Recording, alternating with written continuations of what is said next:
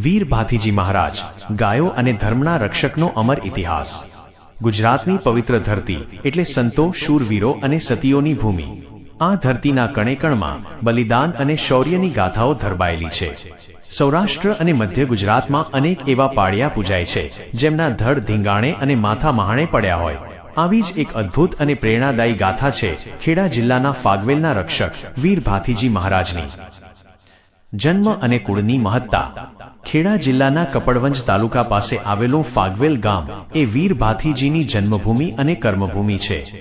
ભાથીજી મહારાજનો જન્મ સંવત 1600ની આસપાસ કારતક સુદ એકમ એટલે કે બેસતા વર્ષના દિવસે થયો હતો।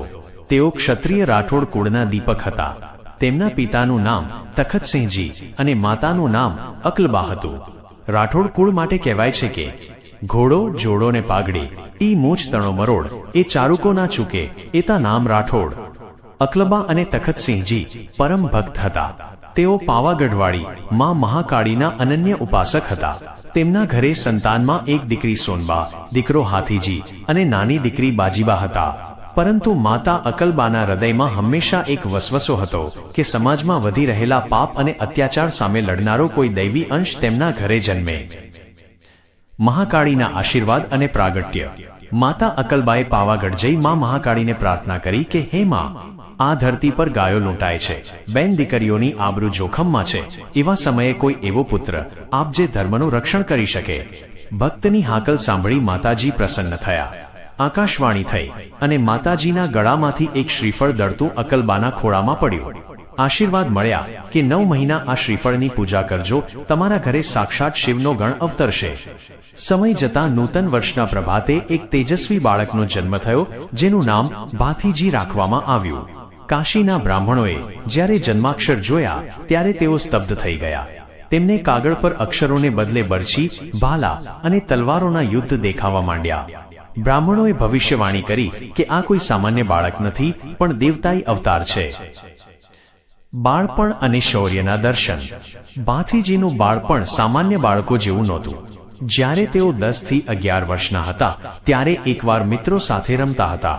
એક રાફડામાંથી ભયંકર નાગ નીકળ્યો। બધા બાળકો ડરીને ભાગી ગયા, પણ ભાથીજીએ નાગને હાથમાં લઈ રમાડવા માંડ્યા। જાણે નાગ અને ભાથીજી વર્ષો જૂના મિત્રો હોય। ત્યારથી જ લોકો સમજવા લાગ્યા કે આ બાળકમાં દૈવી શક્તિ છે। યુવાનીમાં પ્રવેશતા જ ભાથીજીનું તેજ 16 કળાએ ખીલી ઉઠ્યું। સફેદ ઘોડો અને હાથમાં તલવાર લઈ જ્યારે તેઓ નીકળતા ત્યારે દુશ્મનો થરથર ધ્રુજતા। તેમનો એક જ સિદ્ધાંત હતો, અબોલ પશુ, નાગદેવતા અને સ્ત્રીઓની રક્ષા કરવી। જે કોઈ નાગને મારવાનો પ્રયત્ન કરતું, ભાથીજી તેની સામે ઢાલ બનીને ઊભા રહેતા। કાસમ પઠાણ સાથે વેર। તે સમયે આંતરસુબામાં કાસમ પઠાણ નામનો એક ક્રૂર શાસક હતો જે ગાયોની કતલ કરતો અને પ્રજાને હેરાન કરતો। એકવાર ભાથીજીએ કેટલાક વાદીઓ પાસેથી નાગ છોડાવ્યા હતા જે કાસમ પઠાણના આશ્રિત હતા। આથી પઠાણ ભાથીજી પર રોષે ભરાયો। વળી ભાથીજીએ કાસમ પઠાણના સૈનિકોના હાથમાંથી એક અબળા દીકરીની આબરૂ બચાવી હતી, જેના કારણે વેરની અગ્નિ વધુ તેજ બની। લગ્નનો પ્રસંગ અને બુંગીઓ ઢોલ। ભાથીજી 18 વર્ષના થયા ત્યારે તેમના લગ્ન દુધાતલ ગામના ભૂપતસિંહની પુત્રી કંકુબા સાથે નક્કી થયા। જાન ફાગવેલથી દુધાતલ પહોંચી। લગ્ન મંડપમાં મંગલાષ્ટક ગવાઈ રહ્યા હતા। 1, 2 અને 3 ફેરા પૂરા થયા। જેવો ચોથો ફેરો શરૂ થવાનો હતો ત્યાં જ ગામનો બુંગીઓ ઢોલ વાગ્યો। બુંગીઓ ઢોલ એટલે આફતનો સંકેત। સમાચાર આવ્યા કે કાસમ પઠાણ સૈન્ય સાથે ગાયોના ધણ વાળીને લૂંટીને જઈ રહ્યો છે।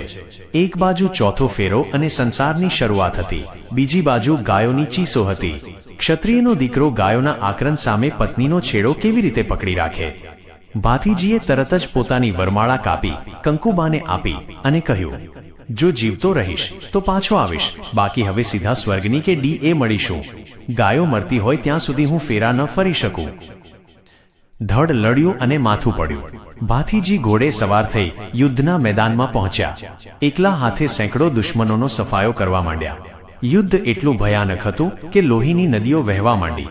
કાસમ પઠાણને લાગ્યું કે આ શૂરવીરને સીધી રીતે જીતવો અશક્ય છે। આથી તેણે કપટનો સહારો લીધો। ભાથીજી જ્યારે લડતા લડતા એક વડના ઝાડ નીચેથી પસાર થયા ત્યારે ઝાડ પાછળ છુપાયેલા દુશ્મને પાછળથી ઘા કર્યો અને ભાથીજીનું મસ્તક ધડથી અલગ થઈ ગયું। પરંતુ આ તો શિવનો ગણ હતો. ઇતિહાસ સાક્ષી છે કે ભાથીજીનું મસ્તક જમીન પર પડ્યું, પણ તેમનું ધડ લડતું રહ્યું. મસ્તક વગરના ધડે કાસમ પઠાણના સૈન્યને ધૂળ ચટાડી અને બધી જ ગાયોને મુક્ત કરાવી. સતી, કંકુબા અને અગ્નિસ્નાન. જ્યારે ભાથીજીનું મસ્તક લગ્ન મંડપમાં લાવવામાં આવ્યું ત્યારે આખું ગામ શોકમાં ડૂબી ગયું. કંકુબાએ રડવાને બદલે ગૌરવ સાથે પતિના મસ્તકને ખોળામાં લીધું. તેમણે ચિતા ખડકાવવા આદેશ આપ્યો. એ જ સમયે સમાચાર મળ્યા કે ભાથીજીનું ધડ હજુ પણ રણમેદાનમાં લડી રહ્યું છે. કંકુબા ત્યાં ગયા અને ભાથીજીના ધડને રામ દુહાઈ આપી શાંત કર્યો. ત્યારબાદ મંડપમાં પાછા આવી કંકુબા પતિના મસ્તક સાથે ચિતા પર બેઠા. અચાનક એક નાગ આવ્યો અને કંકુબાના અંગૂઠાને સ્પર્શ કર્યો. દૈવી ચમત્કાર થયો અને ચિતા આપોઆપ પ્રગટી ઉઠી. કંકુબા સતી થયા અને આ રીતે આ અમર પ્રેમ અને શૌર્ય ગાથાનો અંત આવ્યો. આજનો મહિમા અને પરચા. વીર ભાથીજી મહારાજ આજે પણ ફાગવેલ ધામમાં હાજરાહજુર દેવ તરીકે પૂજાય છે. તેમની સફેદ ધજા, સફેદ ઘોડો અને સફેદ વસ્ત્રો પવિત્રતાનું પ્રતીક છે.